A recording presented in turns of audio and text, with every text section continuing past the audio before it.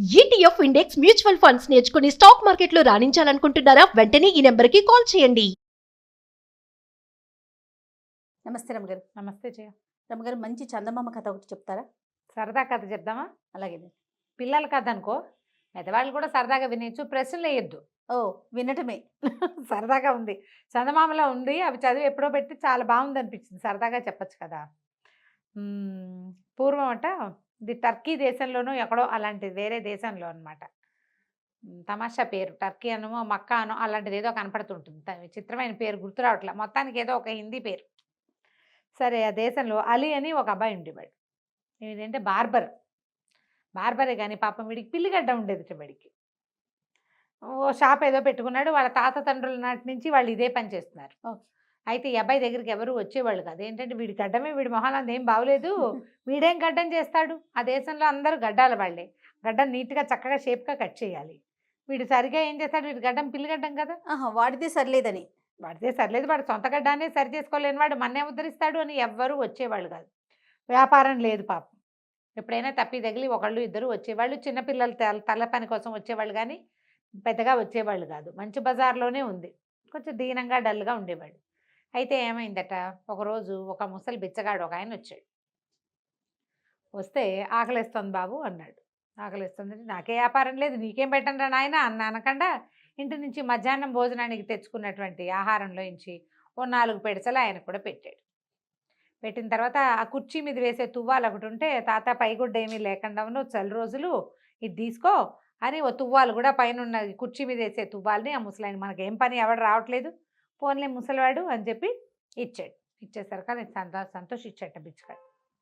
భగవంతుడు నీకు మేలు చేస్తాడు, నువ్వు చాలా బుద్ధిమంతుడుగా ఉన్నావురా, నీకు ఏదైనా కోరితే తీర్చడానికి ఒక వస్తువు ఇస్తాను నీకని ఒక ఇంత చిన్న గిన్నె లాంటిది ఇచ్చాడు. అది 3-4 చోట్ల పగుళ్ళు ఉన్నటువంటి ఒక మట్టి బొచ్చె. ఇది మామూలుది కాదురా, నువ్వు కోరిన ప్రతి కోరికని తీరుస్తుంది, ఇది కోరిన కోరికలు తీరుస్తుంది, కోరుకోవటమే కానీ నీ కోరికే తీరుస్తుంది, ఎవరి కోసమైనా అయితే ఇది చేయదు. ఓహో అన్నాడు. అంటే పక్కపక్క నవ్వొచ్చింది, ఏదో బిచ్చగాడు ఇస్తున్నాడులే అని తీసుకున్నాడు, ఓ పక్కన పడేశాడు. సరే, సాయంకాలం కాస్త చల్లబడ్డాక ఇంటికి వెళ్దాం అనుకుని చూసి అవి ఏమిటి పాత్ర, దీని నిండా అతుకులు బొంతలాగా ఉంది, ఇది ఇందులో ఏమవుతుంది, ఏమిటో చెప్పాడు, నా బొంద అవుతుంది అని అనుకుంటూ ఏం చేశాడు, ఓ పక్కన పెట్టి దాంట్లో కాసి నీళ్లు పోసాడు. కనీసం నీళ్లు పోసుకునే పాత్రగా అయినా యూజ్ అవుతుంది కదా, ఈ గడ్డం చేసేటప్పుడు నీళ్ళు అవసరం వస్తాయిగా, ఆ నీళ్ళు పోసాడు. పోసేసరికి అలా నీళ్లు పోయింగానే అందులో ఎంచి బుగమని బుడగలాగా పొగొచ్చేసి, అంటే ఉడుకుతున్న లాంటిది పొగ వచ్చేసి, ఆ పొగలో నుంచి ఒక మొహం వచ్చింది బయటికి. వాడు సింహపు తల, కోరలు, అదే కొమ్ములు, కోరలు, ఏదో విచిత్రమైన తోక, ఒక చాలా విచిత్రమైన ఒక స్వరూపం వచ్చింది. ఏం కావాలిరా అబ్బి నీకు అని ఆశ్చర్యపడి, ఇదేంటి, ఇది నా కోరిక తీరుస్తుందా అని ఆశ్చర్యపడి బాగా ఆలోచించాడు. మనకేం కావాలి అని ఏం కోరుకుంటారు జనరల్గా, డబ్బు, నగలు, ఇల్లు కదా. వీడికి ఆ తెలివి లేదు. నా గడ్డం సరిలేకపోవటం వల్ల కదా నాకు వ్యాపారం లేదు, అందుకని పిల్లిగడ్డం పోయి మంచి అందమైన 3 గడ్డం వచ్చేలాగా చేయమన్నాడు. అలాగే అన్నాడు. చీకటి పడిపోయింది, చుట్టుపక్కల వాళ్ళు ఎవరు లేరు. సరే అని వాడు కాస్త అందులోకి వెళ్ళిపోయాడు. ఆ విచిత్రాకారం వాడు, వీడికి ఇంత 3 గడ్డం నల్లగా నిగనిగలాడుతూ మెరిసిపోతూ ఎంత బాగుందో. చుట్టుపక్కల వాళ్ళు తెల్లారే చూసి వీడిని ఆశ్చర్యం, ఇదేంటి రాత్రి ఎలా మొలిచింది గడ్డం, అదేంటో మంచి షేప్లో ఉంది, చాలా అందమైన గడ్డం కదా. అక్కడి నుంచి చుట్టుపక్కల వాళ్ళంతా చేరారు, మాకు కూడా గడ్డం నీలాంటి షేప్లో చెయ్యని. పోనీ 6 నెలలు గడిచినాయి, అందరూ అదే షేప్లో గడ్డాలు చేస్తున్నారు. తర్వాత బోరు కొట్టింది, జనం రావడం మానేశారు. వీడికి అది ఒకటే వచ్చు, తన గడ్డంలా చేయడమే వచ్చు. మానేసేసరికి సరే ఏమనుకున్నాడు, మళ్ళీ ఏదైనా చేయాలి. పోలంత వ్యాపారం, రోజంతా బిజీగా ఉండేవాడు. సడన్గా స్లో అయిపోయింది వ్యాపారం. మళ్ళీ ఆ సత గిన్నెలో నీళ్ళు పోసాడు, ఆ మట్టి గిన్నెలో పోస్తే మళ్ళీ వచ్చింది ఆకారం. ఏం కావాలి అని, నాకు ఇంకా కొంచెం పొడుగు వెండి వెంట్రుకలు ఉన్న గడ్డాన్ని, వెండి గడ్డం, గడ్డాన్ని మాత్రం వదలడు, వాడికి అదే తెలుసు పాపం. సరే, అక్కడి నుంచి ఏమైంది, సరేనన్నాడు. ఇంకో 2 పొడుగు మోకాళ్ళ దాకా ఉండే గడ్డం ఇంత పొడుగునా, దాని నిండా ఏమో వెండి వెంట్రుకలు, జల్తారు వెంట్రుకల్లాగా చక్కగా మెరిసిపోతున్న వెంట్రుకలు. దాంతో చుట్టుపక్కల జనాలంతా ఆశ్చర్యపోయి, ఓరిని వీడి గడ్డం ఎంత అందంగా ఉందో, ఎంత బాగుందో. మళ్ళీ స్టార్ట్. మళ్ళీ స్టార్ట్ జనం అంతా వచ్చేవాళ్ళు. ఏం చేసావు అంటే ఏదో చేశా. అది ఎప్పుడు సక్సెస్ అవుతుంది, చాలా రోజుల నుంచి చేస్తున్నా, సడన్గా సక్సెస్ అయింది. మళ్ళీ జనం అంతా వీడి గడ్డం సౌందర్యం చూడడానికైనా వీడి దగ్గరికి వస్తున్నారు. పైగా ఫలానా వాడితో, వెండి గడ్డం ఉన్నవాడితో గడ్డం చేయించుకున్నామంటే గొప్ప. మళ్ళీ జనాలు ఫుల్గా వచ్చారు. ఈ వార్త రాజుగారికి కూడా తెలిసింది, నవాబుకు కూడా. నవాబు సంతోషించాడు. మన రాజ్యంలో ఒక వెండి గడ్డం వాడు ఉన్నాడంటే ఎంత గొప్ప, చాలా గొప్ప. అయితే ఏమైంది, ఈ వాడు ఎవడికో వెండి గడ్డం ఉందని, వాడి గడ్డం మహా అందంగా ఉందని, వాడు బ్యూటిఫుల్గా ఉన్నాడని చెప్పుకుంటున్నారు. నవాబు గారు అమ్మాయి, నాన్న అలా ప్రత్యేకంగా వెండి గడ్డం ఉన్నవాడిని పెళ్లి చేసుకుంటానంది. శభాష్. అనేసరికి నాన్న అన్నాడు డాబాగా, వెండి గడ్డం ఏమిటమ్మా, నీకు బంగారు గడ్డం ఉన్న పెళ్లి కొడుకుని తెస్తానన్నాడు. ఈ మాటలు అక్కడ ఎవరో బట్టలు ఉతుకుతున్నవాడు ఒకడు విని, వీడికి చెప్పాడా? బంగారు గడ్డం ఉన్నవాడికి రాజుగారు అమ్మాయి నుంచి పెళ్లి చేస్తారా, నీకు వెండి గడ్డం ఉంది, ట్రై చేయి దానికోసం కూడా అనగానే వీడు ఇదే సందు అదే సందని మళ్ళీ ఆ పాత్రలో నీళ్లు పోసి ఆ విచిత్ర వేషధారిని పిలిపించుకున్నాడు. బంగారు గడ్డం కావాలి నాకు అని.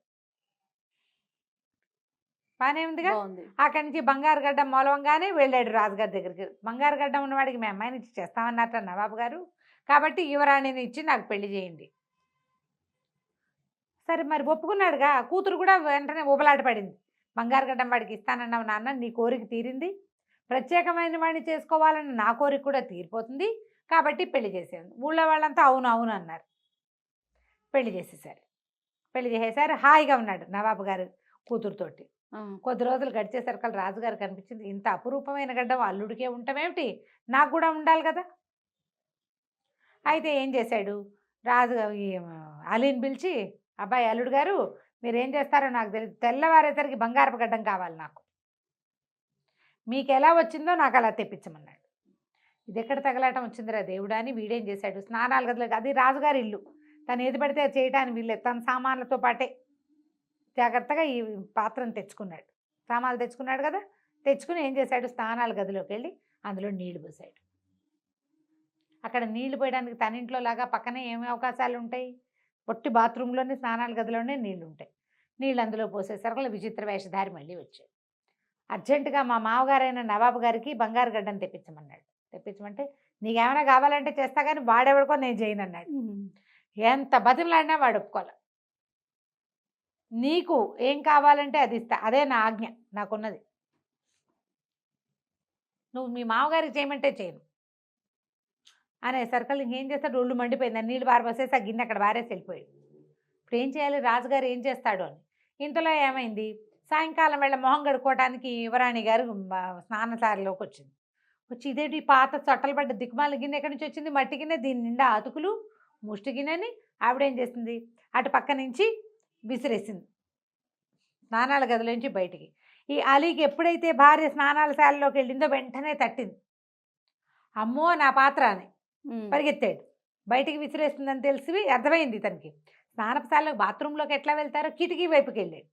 కిటికీ వైపుకి వెళ్ళాడు. ఆవిడ పడేసే టైంకి వీడు పట్టుకున్నాడు కానీ ఆపుకోలేకపోయాడు, కిందకి పడ్డాడు. పడంగానే ఈ గిన్నె టపీమని ఇట్లా నేలకు తగిలి, దానికి ఎక్కడెక్కడైతే అతుకులు ఉన్నాయో ఆ అన్ని అతుకులు, అది బొంత అతుకులు బొంతలా ఉంది కదా, ముక్కా చక్క అయిపోయింది. అందులో ఉన్న విచిత్ర వేషధారి జమ్మని వీడు చూస్తూ ఉండగానే ఆకాశంలోకి ఎగిరిపోయాడు. వాడు ఎగిరే పోలేదు. వీడు బంగారు గడ్డం వెండి గడ్డంగా, తర్వాత పిల్లి గడ్డంగా, నల్లగడ్డంగా, తర్వాత పిల్లి గడ్డంగా మారిపోయింది. టకటగా చూస్తుండగానే బంగారం వెండి అయింది, వెండి నలుపైంది, నలుపు కాస్త పిల్లి గడ్డమైంది. ఇంక ఇప్పుడు ఏం చేయాలి, ఏం చేయలేక పరిగెత్తుకుంటూ వెళ్ళిపోయాడు తన పాత కొట్టు దగ్గరికి. వెళ్ళిపోయి వాటి మీద మంచి రాజుగారి అల్లుడు అవటం వల్ల మంచి బట్టలు, జలతార దుస్తులు, గబగబా బట్టలు విప్పేసేసి చుట్ట చుట్టి గదిలో ఒక మూలకు పారేసాడు.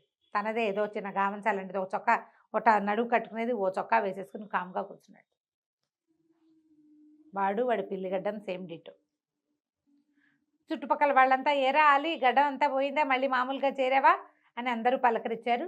అయినా కూడా వాడు ఇంతకాలం ఇప్పుడు సంవత్సరం 2 ఏళ్ళుగా మంచిగా గడ్డాలు చేసి పేరు తెచ్చుకున్నాడుగా. పెద్ద వ్యాపారం కాకపోయినా సుమారైన వ్యాపారం నడవటం మొదలుపెట్టింది. రాజుగారు అల్లుడు ఏమైపోయాడో అని అందరూ వెతుకుతూనే ఉన్నారు. ఆ అల్లుడు వీళ్ళకి దొరకలే. ఓహో. రాజుగారు ఆ దారింటి వెళ్తూ, వీడికే ఇది వరకు బంగారపు గడ్డం ఉండేది, ఈ కొట్టులోనే ఉండేవాడు మా అల్లుడు, ఏమయ్యాడో అని రోజు చూసేవాడు కానీ గుర్తుపట్ల పిల్లిగడ్డం వాడే తన అల్లుడని ఆయన ఎప్పటికీ గుర్తుపట్ల. కొంతకాలం చూశాక రాణిగా అమ్మాయికి ఇంకో వివాహం చేశారు. వీడు మాత్రం కొన్నాళ్ళు రాజుగారు అల్లుడు అయ్యాం చాలే మన బతుకని మాట్లాడకుండా పోతున్నాడు విషయం తెలిస్తే కష్టం కదా. అవును, బాగుంది కదా కదా, చాలా బాగుందండి, చాలా ఫన్నీగా కూడా ఉంది. ఫన్నీ స్టోరీ కదా, అవును, పిల్లలకి చెప్పాలి. తప్పకుండా అండి. నమస్తే రమ్మగారు. నమస్తే.